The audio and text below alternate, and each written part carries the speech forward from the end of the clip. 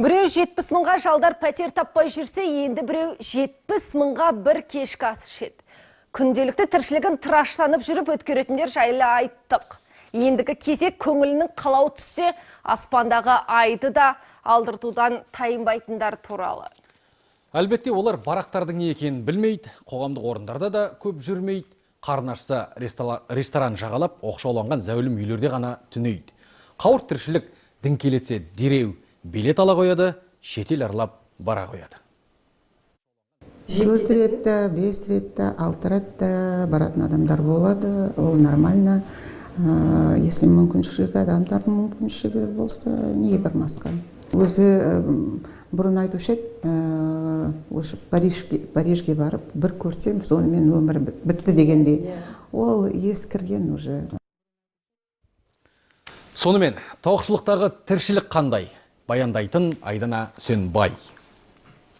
Олар Жигули мінбейді. Бұқтырылған картоп жемейді. Бұндай нәрсені алатын адамдар бар ма? Бар ғой. Баспананың ең қымбатында тұрады. Ее стартовая цена начиналась от $2 миллионов. Қаласа қоғамнан оқшау өмір құрады. Ішінде не бар екен? Көрі тіпті мүмкін емес. Олар кімдер? Не ішеді, не мінеді? Астананың элит класс өкілдері. Нұрсұлтан бүгін жұмысқа ерте келді. Арнайы біз үшін. Ол шаһардағы ең қымбат ресторандардың бірінде аспаз болып істейді. Жай аспаз емес. Элиталы ресторанда элита өкілдеріне элитный тамақтар дайындайды. Ал бұл оңай шаруа емес. Талап қатаң. Салат минимум 7 минут. 5 пен 7 минуттың арасында салат тоже қонақтарына бару керек. Ресторан әкімшілігінің айтуынша, мұнда тамақтанған адам кемінде 20-25 мың. Қаласықпай отырған күнде 2 миллион теңгеге дейін ақша тастап кетеді. Иә, бұл сіздің 2 жылдық жалақыңыз болуы әбден мүмкін. Сол себепті қонаққа асты ұсынудың өзі шоу мұнда. Азот. Қонақтың алдында горячий суды құямыз. Ол неге? Шоу жасаймыз сосын. Мынау біздің молекулярный боратты сыр салат.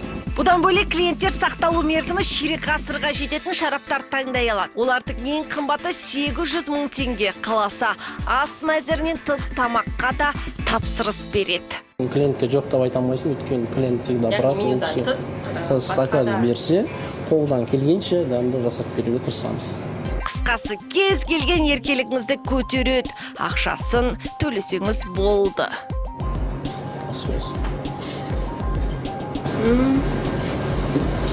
Что?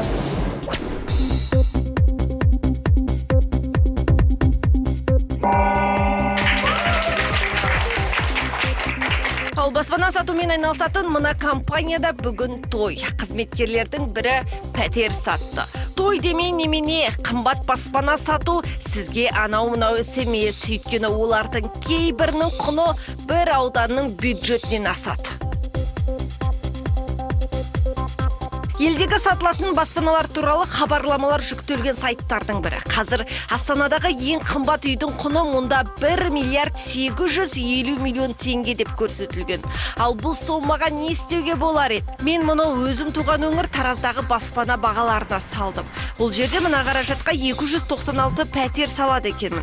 Оның 80-і 120-сы 2, қалғаны бір бөлмелі. Сөйтіп 700-ге жоқ тұрғынды үйге қарық қылады екенмін. Бірақ мұндай бақтың бәрі 700 емес, бір ғана адамның басына барып қонғасын, ол кім екенін білмекем. Өкініштісі, зәулім сарай есімен байланысқа шыға алмадым. Байланысы нес, тіпті дуалына да жете алмадым. Менің шамамен келе жатқаныма бір 2 минуттай болды, бірақ мына дуалдың шеті көрінбейді әлі де. Ал ішінде не бар екен көрі тіпті мүмкін емес. Өздеріңіз көріп тұрғандай, биіктігі шамамен 3 немесе 3,5 метрдей барау деймін. Біраз жыл бойы пәтер сатумен айналысатын Любовьтің айтуынша бұл қалыпты жағдай. Өйткені көбіне элит класс өкілдері өзгелерден оқшау өмір сүргенді ұнатады екен. Мынау үйлерде кім тұратын? Микрофон. Ой, білмеймін. Тұрғыңыз келе ме осындай үйлерде? Каждый не хотел жить. Вообще основной спрос сейчас Негізі бізде сұраныс көп қабатты емес, ал әрі кетсе 4-5 қабатты үйлерге жоғары. Ол аймақ тыныш, оқшауланған. Балалар алаңы бар, көлік тұрағы жеткілікті болу керек. Маманның айтуынша бізде қазір қымбат үйлердің сатылу қарқыны жақсы. Керісінше ұсыныс аз көрінеді. на сегодняшний день. Бүгінгі таңда көлемі 120 шаршы метрден асатын 3 бөлмелі пәтерлерге сұраныс жоғары. Ондай пәтерлер шамамен 200 мың доллардан басталады. Яғни 75 миллионнан жоғары және 160 шаршы метрден асатын 4 бөлмелі пәтерлер көп өтеді. Олардың құны 95 миллионнан басталады. Әлбетте, әдемі үйдің жанында әдемі көлікте тұруы тиіс қой. Әлеуметтік желіге жүгінсек, қаладағы ең қымбат тұлпардың құны 102 миллион теңге. Қазір сатылымда. Өкінішісі оның да есімен байланысқа шыға алмадық. Сәл төмен түсіп едік, 96, 95, 50 миллион теңгенің темір тұлпарларында көз шалды.